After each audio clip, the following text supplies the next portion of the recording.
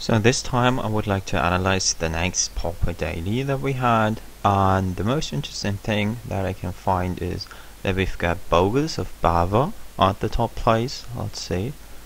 This is Bhava's list. It has the normal number of creature, but just 2 Arenalids. And he chose to play Manamorphose instead of the 2 mana spell that can get your creature an enchantment.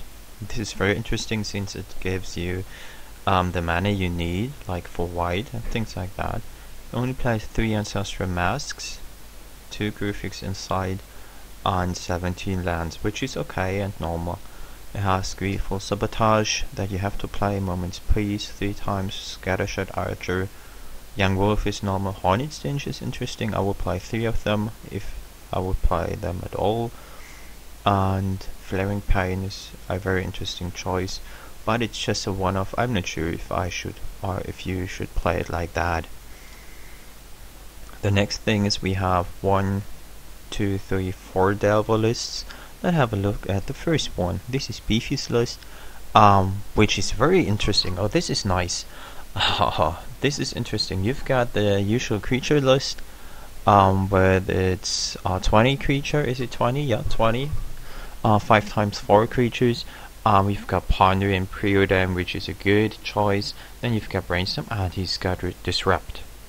This one is interesting. It's nice because you always draw a card, but I'm not sure if this is good, if it's okay to have it Disrupt. I would rather play a Daze maybe, but it worked, as you can see. He's got Treasure Cruises as a 2-off and Gash, which is pretty standard in these days. Delver, but the Morning Star, yeah, this is better than what's it called? This is way better than yeah, the Bone Splitter. So maybe this is a nice addition to the deck. Let's just bookmark this one. I will have a look at this one later. Interesting is that he has the Stormgeist, which is nice to have as a 4-off because it's good in the Delver Mirror. Another, yep. Coast Watcher, protection from green. Why do you have this one? Not sure about that. Why should you play a Coast Watcher? What is green? Yeah, maybe it dodges. I'm not sure about that. Curse of Giants is good, and Dispel is good as well. Coast Watcher. This is the card I'm not sure. This is the correct choice, but if you have a look at Bogus, it might be correct, since it blocks each and every Bogle creature. But as soon as they have Trample with Rancor or Cloak, it doesn't matter if they have protection or not. Not sure about that. Let's have a look at the other Delver list. Yeah, pretty standard, no surprises. You can play it like that. Maximo's list is pretty much the same, except that it's got Mutagenic Growth. This is an interesting choice to of because you can break the mirror in a kind of way, but I'm not sure if this is as good as it seems to be. Let's have a look at this list. This is a pretty standard list as well, but it's got Thought Scour as additional cantrips. Not sure. I had to pause for a moment because there was something in the background, a sound that I didn't want to have. This was Scooter's list, and let's have a list at the next one. Look at the next list. This is Luna 9084's Delver Fiend list. Delver Fiend is always good to have. It's always in the upper ranks, and this is, in my opinion, pretty standard list. Very solid card view. Yup, this could work. Or Delver. This is the list that still plays Seagate Oracle, which I don't like at all. But Crywolf is a good player, and sometimes you just have luck and have the right counter at the right time. And you've got 3 more Blue-Red Delver lists here. This one plays Seagate Oracle as well. What does this one play? This one is like an exact copy of the other lists, and the last one is Xemix, and he plays the same list. Nothing too innovative. Let's have a look at the Affinity places. This is an Affinity list that plays Sunchaser in the place of Carpet Forger and Frogmites. I'm not sure if this is a good idea, but as soon as you've got a Sunchaser, you can block opposing golems, as well as sometimes even delvers, if you cannot just galvanic blast them. And this is my favorite list of Affinity, just the fourth list that is good enough against delver, because it's got the forgers, which are 4/4, and sometimes you don't have to block the creatures of your opponent. The next list is very interesting because this is a counterburn list. I'm not sure if this is very strong. I'm not sure about Seaguide Oracle either. Why should you play it in this list? Not sure about that. So what does this list do to win? It can either Chain Lightning, Firebolt, and Lightning Bolt the opponent, or win with the Seagate Oracle. Not sure about that. This is a very strange list. Interesting that it made 3-1, because I think it's not strong enough for winning. 4 times 3 is 12 damage.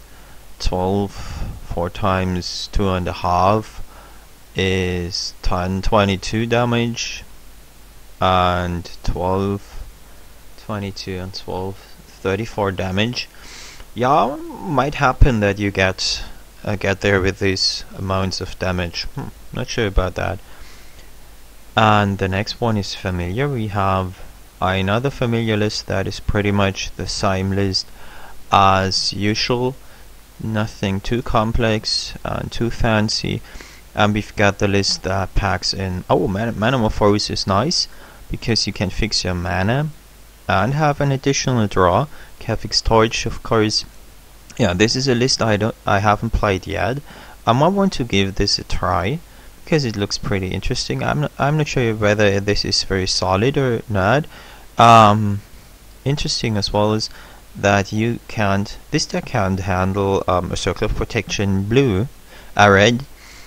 It has to attack with the Smile Drifters and Cloud of Fairies to win the game if the opponent has Circle of Protection. As soon as he's in the combat turn, he cannot win if the opponent has the circle. So I'm not sure about that.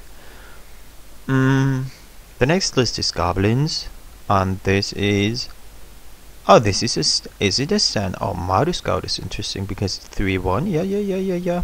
And can help the cohort to get through. Yes, I like this list. This is not tokens, and I think this is even better than tokens, because you don't rely on the 3 mana spell, and your curve usually ends with 2. Nice, good idea. 19 lands. Yeah. This is better than having 21 or 20 lands. Nice Goblin list. Gracious from you. Already had a look at that one. What's this? This is another Cloud of Fairies combo deck, and this is let me see, this is the nice list that Time plays from time to time, and I really like this list because it's so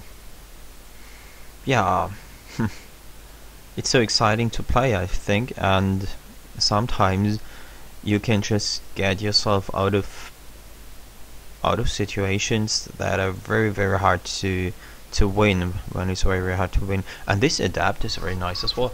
You can just play a lot of spells, and attack with the adapt. Nice, good idea. Shattering Pulse is nice. Destroy Artifact and have buyback. Edict. Interesting deck. I wouldn't want to play it because it's very hard to play, I guess. But this is, overall, this is a nice Pauper daily. And as I told you before, yesterday or the day before, I said I will play a Buglist if I went to a daily. And this is exactly what Bhava did. have a look at my blog again. There you can see that I told you to play a bogus list. Let's see, Pauper show. There's my blog. I have to wait. So here, enjoy the article and play this deck in the next Pauper Daily to have an edge against the other decks of this Pauper Daily. And I just said play this list, which is basically Sign of Justice list, I guess. And this is exactly what he did. He just played something like my list, or the list of what he played, and he was successful. Well done, Bhava. Thanks for watching. Enjoy the clip.